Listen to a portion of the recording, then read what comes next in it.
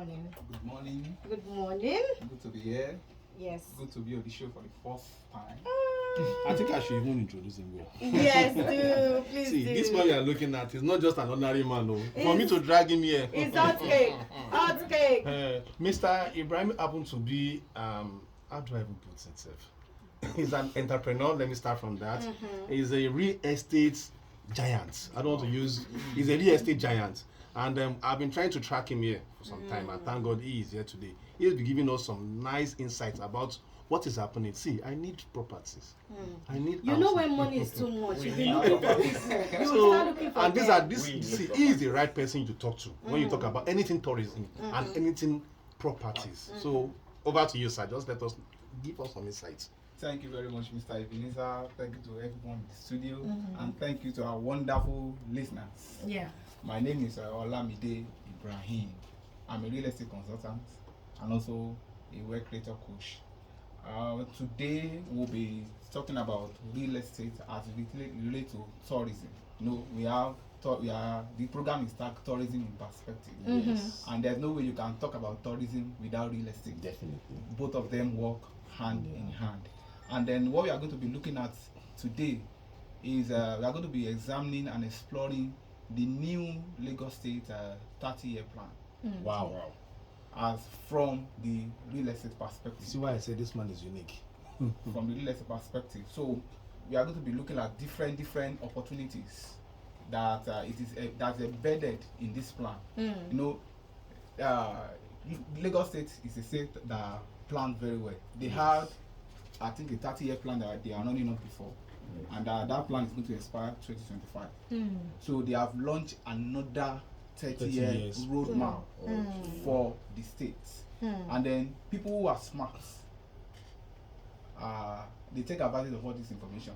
Before, this information is not in the public space. I was about to ask him too. So it's only few people that, you can imagine when they launched the first 30 plan, years.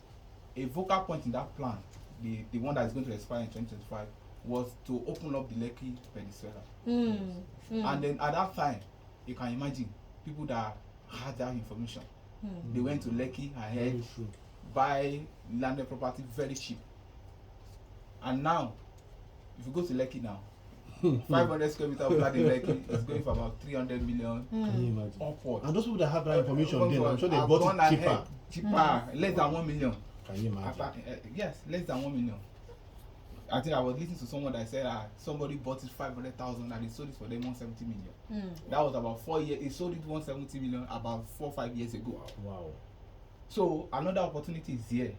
The plan is already out again. So we are going to be looking at it and then looking at different angles and how we as investors we can take advantage of and position ourselves for the future. Because in real estate, you get to know where people are going ahead of time and go there and wait for them. Yes. So that's the concept. So that's what we'll be exploring today, and so some maybe other ways when You know, if you want to start this topic, I'm sure we'll not finish it today, definitely. But I would like to ask, why is it that many of us are not abreast with this information? How come we are not aware that government is having, or is it because we are not just informed that government is having another 30 years plan? And if I want to ask, sir, what are the plans? Because we are looking at this plan from real estate perspective. Yes. Well, from that, when you look at that blueprint that Lagos State released, they talk about the strength of Lagos and the weakness of Lagos. So one of the weakness of Lagos is a high cost of living. Very true. Yeah. And then when we look at the reports, it said that we have this belief that when you come to Lagos, there's no more land. I was wondering where are the everywhere is fully occupied. Everywhere is choked. But when we look at that report, from that report we realize that Lagos is not even fully utilizing its land mast. Sorry, where are the land? Because I don't know where there's land. So from this report, we realize that Lagos State is currently utilizing 46 or 47% of the land mass in Lagos. So 58% of the land mass in Lagos is actually underutilized. So when you look at this report now, you are now wondering where are the land? So when you look at it, when we look at the topography of Lagos, we see that from that report we see that everybody we are concentrated in one area of Lagos. The commercial centers, Ikeja, the mainland, Agege, Mushin. So these are the commercial hub of Lagos, and about more than 80% of Lagos population are residing in within this area. Yes. So Lagos East, Lagos, I think Lagos East, which is Ekpe, Ikeju-Lekki, then Badagry axis are grossly underdeveloped. And there are only 5% of Lagos population live in these axis, and these two axes, Ikeju-Lekki, Ekpe, and Badagry, control 58% of land mass in Lagos. So these are the challenges that the Lagos government have actually seen, and they are trying to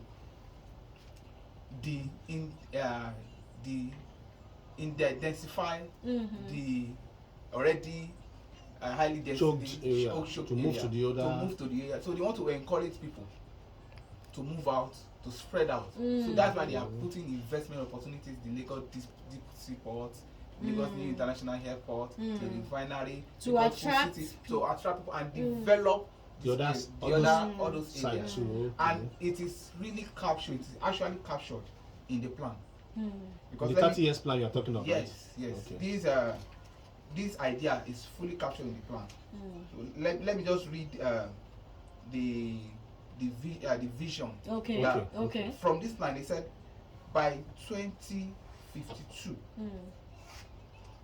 Lagos new urban centers will have to be emerged. That Lagos will have new urban and commercial centers by 2052, and the focus is on Ekpe and Badagry axis. So if you are for smart investor now, it's now time to move to those areas, go and tie down small. So we are going to be exploring these in a very detailed plan. So we are going to be exploring it. I think that's an eye opener for us now. So now you are telling us that if we want to get land now, we should be looking towards those axes and everything. And one last question, sir. Now, because this Lagos, if you are not smart, how do you get a legalized property? When I mean legalized, I've seen situations whereby one land is sold to about 4, 5, 6, 7 people, and most of them will even have original documents, and you'll be wondering what is happening. This is Lagos. So how can we have rest of mind if at all we want to invest in those areas? First thing when you want to put in your hard-earned money, you have the responsibility to make research, to do your due diligence in whatever property you want to invest in. So these in real estate we have what we call due diligence approach. That is your first thing you need to. That's the first thing you need to do before you put your money. You have to research whether you are buying from real estate company. You have to research whether you are genuine. Whether you are buying from the family, you have to research whether they are the real owner of the property. Of the land. You have to research whether there is no litigation on that property. So all these things, nobody will do it for you. You have to do it yourself. So if you can't do it yourself, that's why you have people like us. I was about asking. Who are in the field, whose job is to help you carry out this research. Then we work with other real estate companies that we have researched and that we have tracked they have proven track records of delivery. So they are real estate company like that. So we work with such companies that. Okay, because of our time, I've said this is robust. It's not what we can finish now.